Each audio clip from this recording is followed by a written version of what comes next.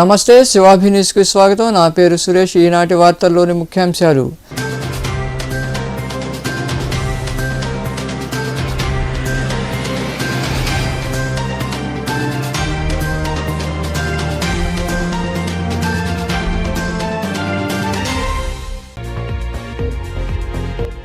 విద్యారంగానికి ముఖ్యమంత్రి జగన్మోహన్ రెడ్డి అధిక ప్రాధాన్యత. మనుబోలు మండలంలోని అక్కంపేటలో నూతనంగా నిర్మించిన ఉన్నత పాఠశాల భవనాలు ప్రారంభించిన వ్యవసాయ శాఖ మంత్రి కాకాణి గోవర్ధన్ రెడ్డి.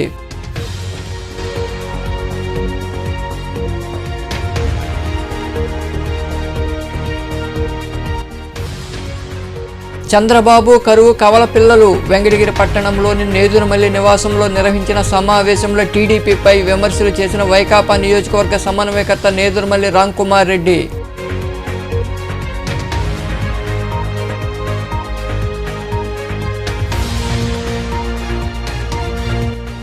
ఓటు నమోదు చేసుకోండి. గూడూరులోని తెలుగుదేశం పార్టీ కార్యాలయంలో ఏర్పాటు చేసిన సమావేశంలో మాట్లాడిన ఏపీ వారియర్స్ నియోజకవర్గ టీం ప్రతినిధులు.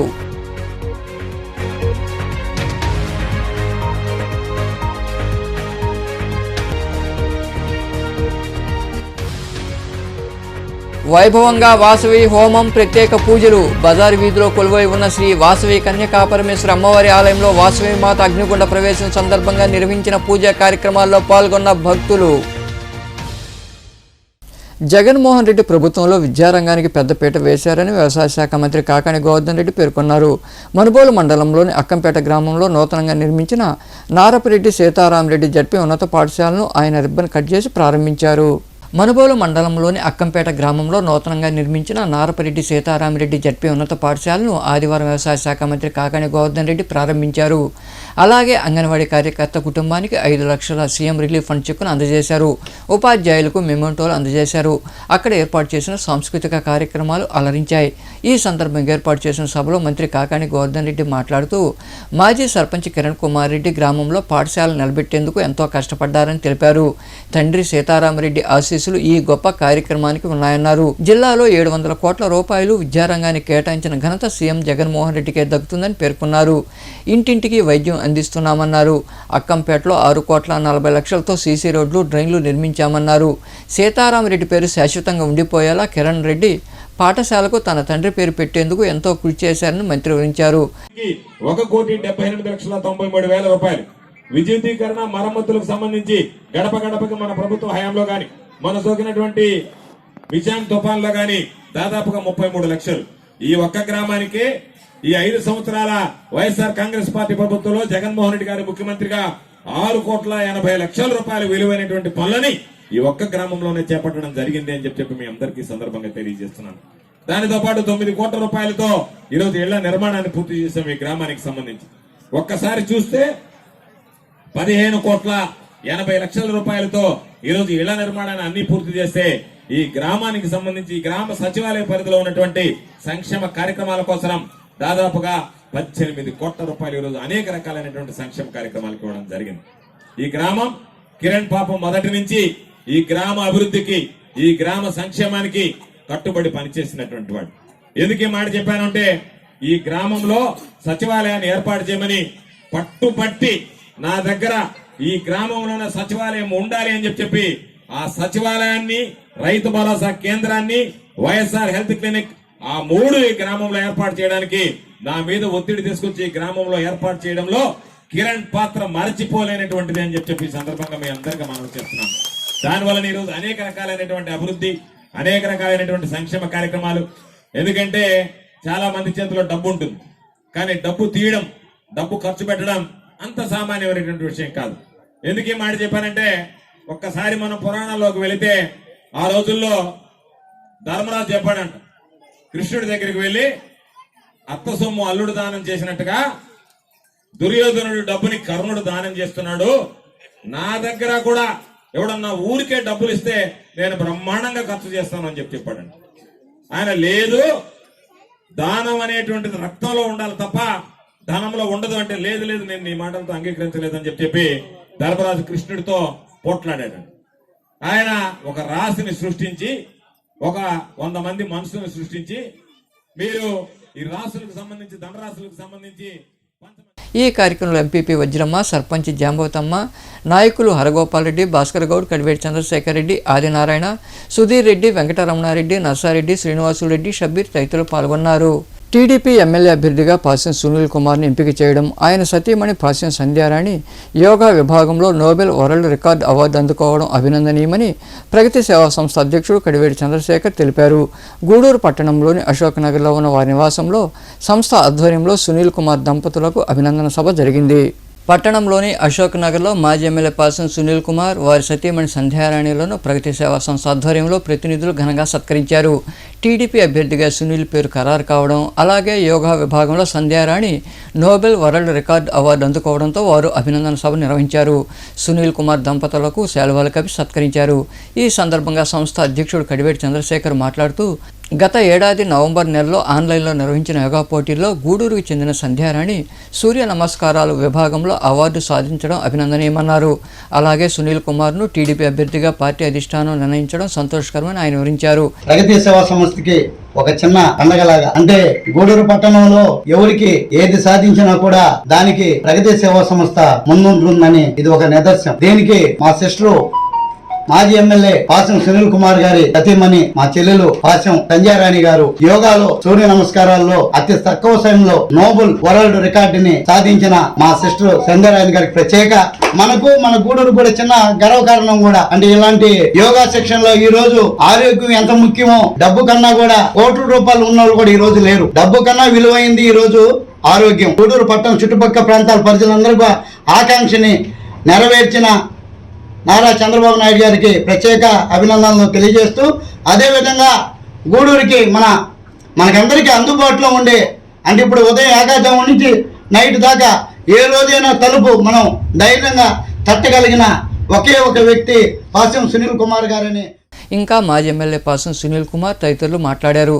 మా చంద్ర చెప్పినట్టు నేను విలేజ్ తిరుగుతున్నప్పుడు చాలామంది ఈ వికలాంగులకి ట్రైసైకిల్స్ కానివ్వండి, అలాగే మహిళలకి కుట్టు మిషన్స్ కానీ అడిగేటువంటి పని జరుగుతూ ఉంటుంది. ఆ క్రమంలో నేను ప్రగతి సేవా సంస్థ వాళ్ళకి రిక్వెస్ట్ చేస్తే వాళ్ళు మంచి మనసుతో చాలా సహాయం చేశారు నాకు.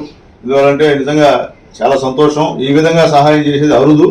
ఎంతమంది కోటేశ్వరులు ఉన్నా ఇట్లా చేయాలంటే వాళ్ళ పేర్ల కోసం, వాళ్ళ సొంత దానికోసం చేసేవాళ్ళు తప్ప, నిజంగా ప్రజలకి ఏది అవసరం, ఏ నీడ్ అవసరం అని గుర్తించి అక్కడే వీళ్ళ యొక్క కార్యక్రమాలు చేసేటువంటి పరిస్థితి ఈరోజు చేస్తున్నారు.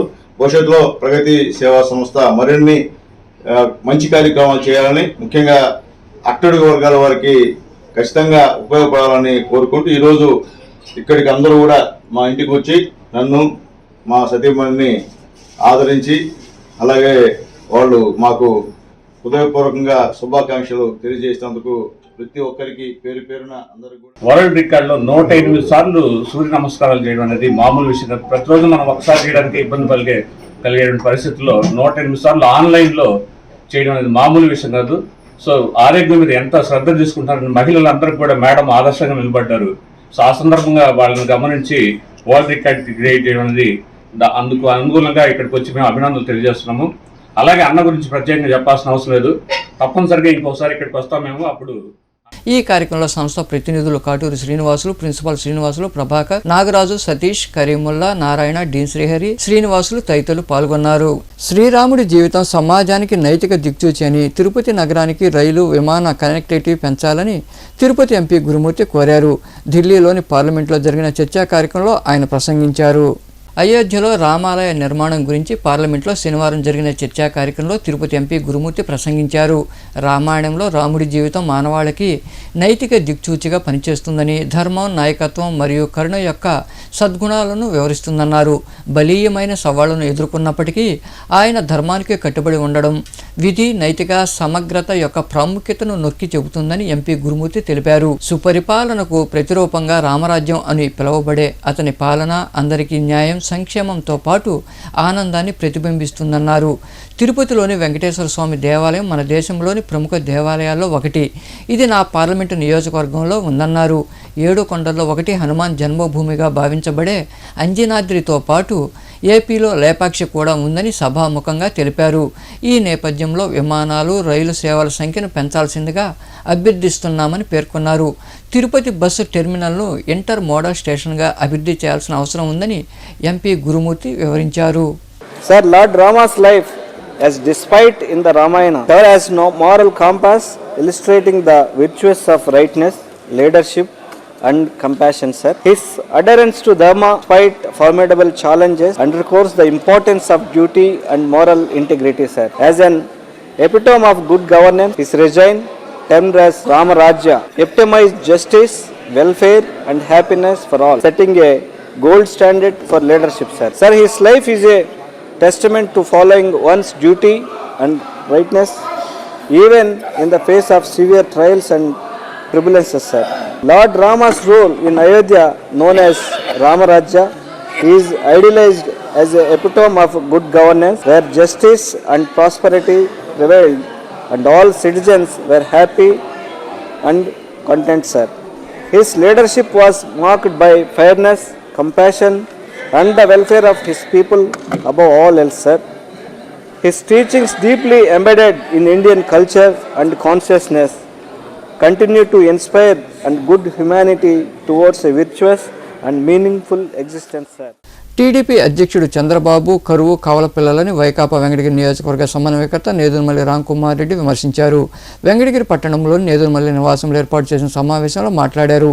దివంగత ముఖ్యమంత్రి వైఎస్ రాజశేఖర రెడ్డి హయాంలో రైతులు సుభిక్షంగా ఉండేవారని, మళ్లీ సీఎం జగన్మోహన్ రెడ్డి హయాంలోనే రైతులు సంతోషంగా ఉన్నారని నేదురుమల్లి రామ్కుమార్ రెడ్డి వివరించారు. ఏమన్నా అంటే జగన్మోహన్ రెడ్డి గారు మీరు మాట్లాడతారు, చిన్నపిల్లల చదువులకి అండగా ఉండి వారు చదువుకోవాలని చెప్పి చేసిన ఘనత ఈ ముఖ్యమంత్రిది. అమ్మఒడి ప్రవేశపెట్టి 14 సంవత్సరాలుగా ఉన్న ముఖ్యమంత్రి చేయలేదే. మీరు 10 సంవత్సరాలుగా ఎమ్మెల్యేగా ఉన్నారే. పై చదువులకి 35,000 చాలు అనుకున్నప్పుడు అది కాంగ్రెస్ ప్రభుత్వం అయినా తెలుగుదేశం అయినా మీరు కూడా దానిలో భాగం. పేద ప్రజలకు మంచి కాలేజీలో చదవాలని చెప్పి పూర్తిగా రీఎంబర్స్మెంట్ గవర్నమెంట్ ఇస్తుందని ముందరికి వచ్చిన వ్యక్తి జగన్మోహన్ రెడ్డి. చేయూత కింద సాయం చేస్తూ వచ్చింది జగన్మోహన్ రెడ్డి. ఆసరా అక్క చెల్లెమ్మలకు రుణమాఫీ 25,000 కోట్లు. మీరు మాట తప్పితే, తెలుగుదేశం మాట తప్పితే, చంద్రబాబు నాయుడు గారు మాట తప్పితే అది ఆ రుణమాఫీ చేసిన ఘనత, తిరిగి వాళ్ళ అకౌంట్లో డబ్బులు వేసి ఆ ఘనత జగన్మోహన్ రెడ్డి. దీనికి ఏమి కనబడటం లేదు. వైఎస్ఆర్ కాంగ్రెస్ పార్టీ జగన్మోహన్ రెడ్డి నాయకత్వాన ప్రభుత్వం ఏర్పాటైన తర్వాత ప్రవేశపెట్టిన సంక్షేమ పథకాలు కనబడటం లేదా తెలుసుకోండి. 3 టీఎంసీలు ఉన్నాయి, నీళ్ళు ఎందుకు ఇవ్వటం లేదన్నారు. 12 టీఎంసీలు ఉన్నాయి. డెడ్ స్టోరేజ్ అంటారు 11 టీఎంసీలు ఉంటాయి. అయినా కూడా మా ముఖ్యమంత్రి గారిని కన్విన్స్ చేసి అక్కడ పోయి దానికి ఫోటోలు కూడా ఉంటాయి. మేము కాగితాలు ఇవ్వటం కానీ, అక్కడ తీసుకున్న ఫోటో కానీ, రిలీజ్ చేసిన దానికి తార్కాలం మీరు అక్కడ పోతే కనబడుతుంది. మీరు విడుదల ఉన్న వాస్తవాలు తప్పుపెట్టి లేని అబండాలు అది ప్రభుత్వం మీద జగన్మోహన్ రెడ్డి గారు. పిల్లలకు అమ్మఒడి అంటే పెద్దలకు పెన్షన్ దేశంలోనే ఇంత భారీగా ఎవరు ఇవ్వటం. రాష్ట్రంలో 18 సంవత్సరాలు నిండిన ప్రతి ఒక్క విద్యార్థి యువత ఓట్లు నమోదు చేసుకోవాలని ఏపీ వారియర్స్ నియోజకవర్గ టీం ప్రతినిధులు లీలావతి, ప్రణీత్ యాదవ్ తదితరులు కోరారు. గూడూరు పట్టణంలోని టీడీపీ కార్యాలయంలో ఏర్పాటు చేసిన సమావేశంలో వారు మాట్లాడుతూ ఓటు నమోదుకు ఈ నెల 15 లోపు చేసుకోవాలన్నారు. విపత్కర పరిస్థితుల నుండి బయటపడేందుకు చంద్రబాబుకు ఓటేయాలని వారు వివరించారు. ఈ సమావేశంలో టీము ప్రతినిధులు శ్రావణి, వెంకటేష్, సునీల్, సందీప్, మల్లి, కళ్యాణ్ కృష్ణ, వెంకట సాయి తదితరులు పాల్గొన్నారు.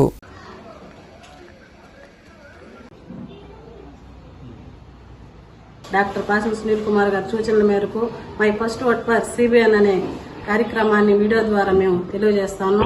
అలాగే ఈ 4.5 సంవత్సరంలో మనం ఎన్నో ఇబ్బందులు పడుతున్నాం. ప్రతి ఒక్కరికి కూడా తెలుసు. ఇప్పుడున్న యువత కావచ్చు, అందరూ కూడా భావితరాల భవిష్యత్తు బాగుండాలంటే ఇప్పుడు 18 సంవత్సరాలు పూర్తయిన వాళ్ళందరూ కూడా ఓటుని వినియోగించుకోవాలి. అలాగే ఓటు రాని వాళ్ళు కూడా ఈ నెల 15వ తేదీ వరకు కూడా సైటు మనకి అందుబాటులో ఉంటుంది. ప్రతి ఒక్కరు కూడా ఓటు హక్కును కల్పించుకోండి. మొదటి ఓటు మనం సిబిఎన్ గారికి ఎందుకు వేయాలనేది ప్రతి ఒక్కరం కూడా చెప్పారు. అలాగే మనం ఎన్నో విధాలుగా ప్రతి ఒక్క వర్గాన్ని కూడా నాశనం చేసినటువంటి వ్యక్తి జగన్మోహన్ రెడ్డి. ఒక ఓటు ద్వారా మన మంచి వ్యక్తిని మన చంద్రబాబు నాయుడు గారిని ముఖ్యమంత్రిగా చేసుకోవాలి.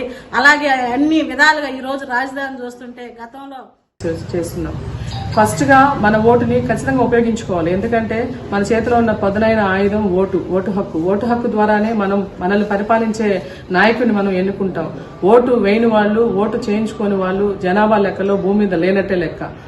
కాబట్టి ఖచ్చితంగా మన ఓటుని ఉపయోగించుకోవాలి. ముఖ్యంగా మన ఫస్ట్ ఓట్ ఫర్ సిబిఎన్ అంటే మన చంద్రబాబు నాయుడు గారికే మొదటగా మన ఓటుని ఎందుకు వేయాలి అనే దానికోసం మనల్నే మనం ఆత్మవిమర్శన చేసుకోవాల్సిన పరిస్థితి. ఎందుకంటే గతంలో తెలుగుదేశం ప్రభుత్వం ఉన్నప్పుడు, చంద్రబాబు నాయుడు గారు ముఖ్యమంత్రిగా ఉన్నప్పుడు ఆయన ఏ విధంగా అభివృద్ధిని చేశారనేది ప్రతి ఒక్క విద్యార్థులకు కావచ్చు, పెద్దలకు కావచ్చు, అందరికి కూడా అన్ని రంగాల వారికి కూడా తెలుసు.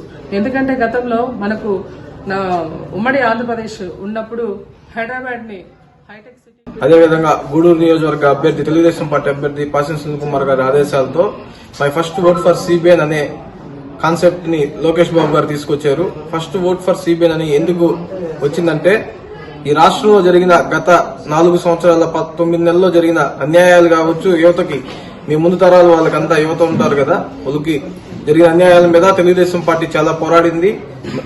ప్రతి సంవత్సరం జాబ్ క్యాలెండర్ అని చెప్పి జగన్మోహన్ రెడ్డి ప్రతి సంవత్సరం న్యూ ఇయర్ కి కొత్త క్యాలెండర్ లాగా జాబ్ క్యాలెండర్ రిలీజ్ చేస్తున్నారు. ఇప్పుడు దాకా దాదాపు 4 సంవత్సరాలు అయింది. 4 సంవత్సరాల్లో 4 లక్షల పైగా ఉద్యోగాలు, 4,80,000 ఉద్యోగాలు ఇస్తానని చెప్పి ప్రమాణం చేయడం జరిగింది. ఇప్పటికీ ఒక్క ఉద్యోగం కూడా ఈ రాష్ట్రంలో ఇవ్వలేదు. అది కూడా ఇచ్చిన ఉద్యోగాలు ఏంటంటే మటన్ కొట్టులో గానీ, ఫిష్ మార్కెట్లో గానీ, అదేవిధంగా వాలంటీర్లుగా ఇచ్చారు. తల్లి తన పేరుతో రాసిచ్చిన ఇంటిలో తనకు ఉండేందుకు చోటు ఇవ్వాలని కుమారుడు ఆశం సుమన్ అభ్యర్థిస్తున్నాడు. మనుబోలు బీసీ కాలనీలో తన ఇంటి ముందే గత 2 రోజులుగా నిరాహారదీక్ష చేపట్టాడు. టీడీపీకి చెందిన ఆశం సురేష్ కుమారుడు కోడలను ఇంటి నుండి బయటికి గెంటేశాడు. ఈ నేపథ్యంలో భాగంగా బాధితుడు సుమన్ మాట్లాడుతూ తన తల్లి ఉమారాణి ఒంటరి మహిళని, తండ్రి చిన్నతనంలోనే వదిలి వెళ్లాడని తెలిపారు. తనకు న్యాయం చేయకపోతే ఇంటి ముందే చనిపోతానని హెచ్చరించాడు.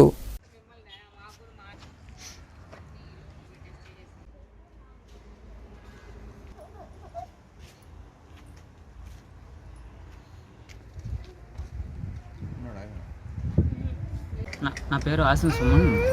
మా నాన్నగారి పేరు ఆసిం సురేష్. నేను కొంతకాలంగా 4 నెలల నుంచి మా ఇంట్లో, సొంత ఇంట్లో నేను ఉంటానంటే ఇంట్లోకి రానికుండా మా నాన్నగారు అడ్డుకుంటున్నారు. అది ఇంట్లో బాడుగా ఎత్తిని పెట్టి అతనితో గెంటిచ్చారు. తర్వాత చెల్లెళ్ళు, బామ్మర్దులు అందరితో కలిసి నా ఇంట్లో రానికుండా దౌర్జన్యం చేస్తున్నారు వీళ్ళంతా. ఈ విషయమే నేను ఎస్ఐ సార్కి ఆల్రెడీ కంప్లైంట్ ఇచ్చాను నవంబర్ 1వ తేదీ. అప్పటి నుంచి కంప్లైంట్ కొనసాగుతూనే ఉంది.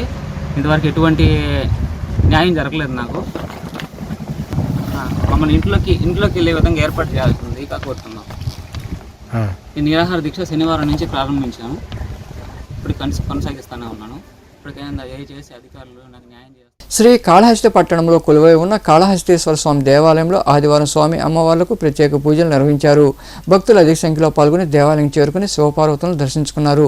రాజ్యసభ సభ్యులు మోపిదేవి వెంకటరమణ దంపతులు కాళహస్తికి చేరుకుని ప్రత్యేక పూజలు చేశారు. వారికి ఆలయ మర్యాదలతో స్వాగతం పలికి సత్కరించారు.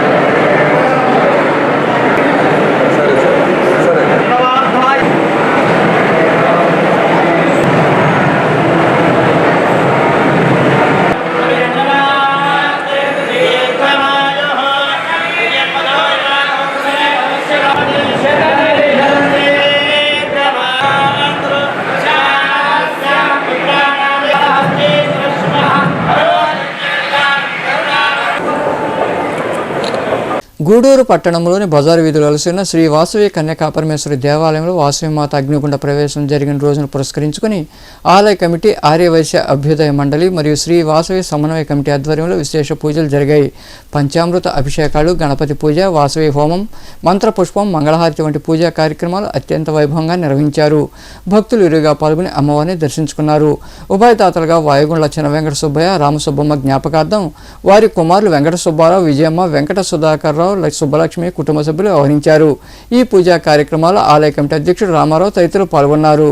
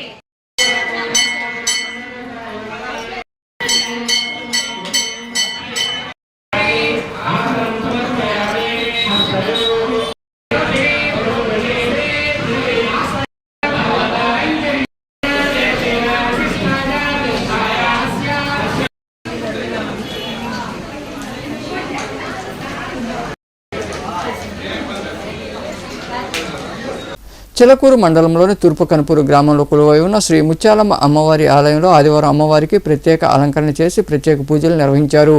వివిధ ప్రాంతాల నుండి భక్తులు ఆలయాన్ని చేరుకుని అమ్మవారిని దర్శించుకుని మొక్కులు తీర్చుకున్నారు. ఈ పూజా కార్యక్రమాలు ఆలయ కమిటీ సభ్యులు తదితరులు ఉన్నారు.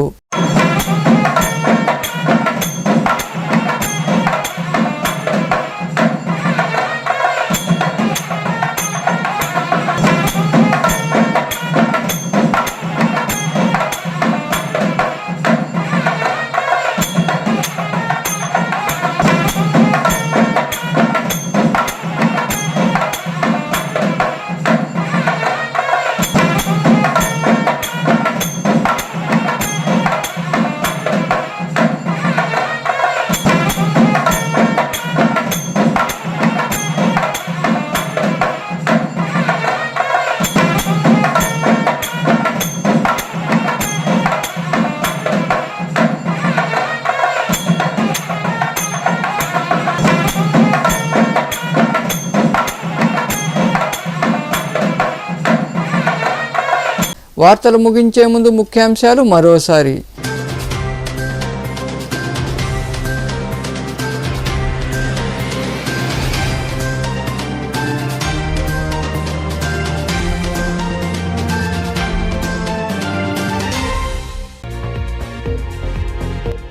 విద్యారంగానికి ముఖ్యమంత్రి జగన్మోహన్ రెడ్డి అధిక ప్రాధాన్యత. మనుబోలు మండలంలోని అక్కంపేటలో నూతనంగా నిర్మించిన ఉన్నత పాఠశాల భవనాలు ప్రారంభించిన వ్యవసాయ శాఖ మంత్రి కాకాణి గోవర్ధన్ రెడ్డి.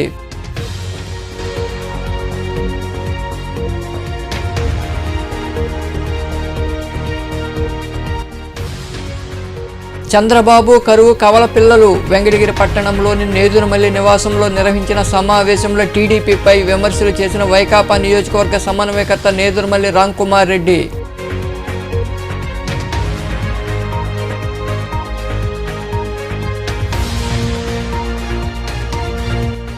ఓటు నమోదు చేసుకోండి. గూడూరులోని తెలుగుదేశం పార్టీ కార్యాలయంలో ఏర్పాటు చేసిన సమావేశంలో మాట్లాడిన ఏపీ వారియర్స్ నియోజకవర్గ టీము ప్రతినిధులు.